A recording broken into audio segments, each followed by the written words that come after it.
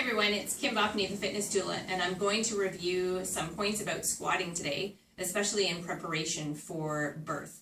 So squatting is a natural movement that we do very early on as we're starting to walk and move and bend down. If you watch young children, they give us a perfect example of what a squat should look like. As we get older and as we start to move less and as we start to sit more, we lose that ability. So a few things we can do to maintain that in our life is to continue to squat to eliminate. A great product I love is called the Squatty Potty, and that is something that is a little stool that wraps around your toilet, and it helps elevate your feet. So it makes elimination more effective, but it also keeps your body moving in squat-like positions. So that is a great place to start. Adding a squat movement into your life, I do like using the ball as a tool. So placing the ball in the roundness of the back, just above the pelvis. Your feet should be pelvis width apart, and the outside edges of your feet should be pointing forward. So just below the base of your pinky toe and the outside edge of your ankle bone, those 2 points should be in alignment on both feet.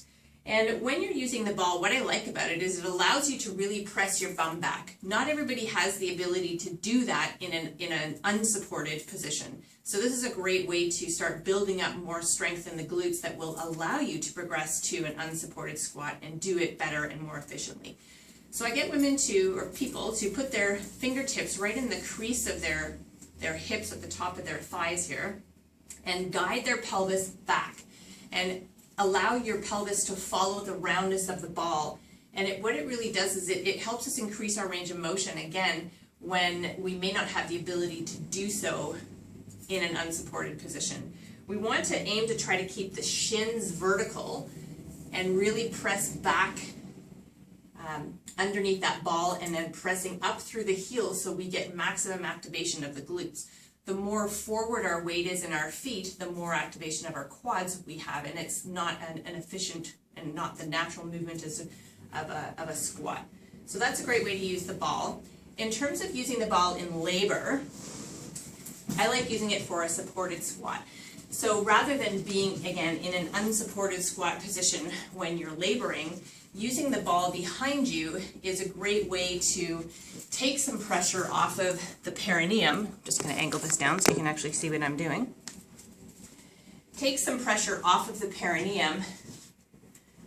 It's a nice way to labor because it does increase the pelvic outlet. You do have gravity here. And by taking the pressure back and instead of here, you get less strain on the perineum, so you're decreasing your chances of tearing.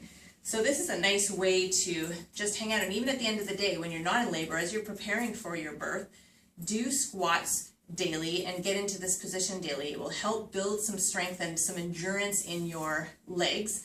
It is a nice position that supports your baby getting into the optimal fetal position. And you're practicing it, so when you use it in your labor and in your birth, it's not the first time you're doing it. So a nice way to hang out, just hang out here, watch some TV, read a book, chitty chat with whoever you got there. And when you're ready to transition to a more unsupported squat, using a chair, sitting right forward at the edge, feet are out in front of you, pelvis width apart, again, line up the edges of those feet, keeping the shins vertical and working at your ability to stand up while keeping your shins vertical and then coming back down.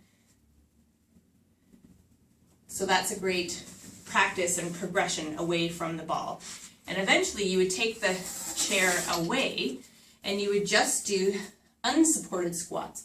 Again, trying to keep your shins as vertical as possible and sticking your bum right back. And you want to go down to the point where your tailbone starts to tuck under. Eventually, through other release work and stretch work, we would lengthen the muscles that are preventing our pelvis from staying out from under us through the whole range of motion. But until we have that, we want to work down to the point where our pelvis just starts to tuck and then come back up. So those are a couple of helpful tips in terms of squatting that can help strengthen your glutes, increase the endurance of your legs, and really prepare you for birth. In terms of recovery afterwards, it's a movement that we are going to be using regularly when we're picking up our children.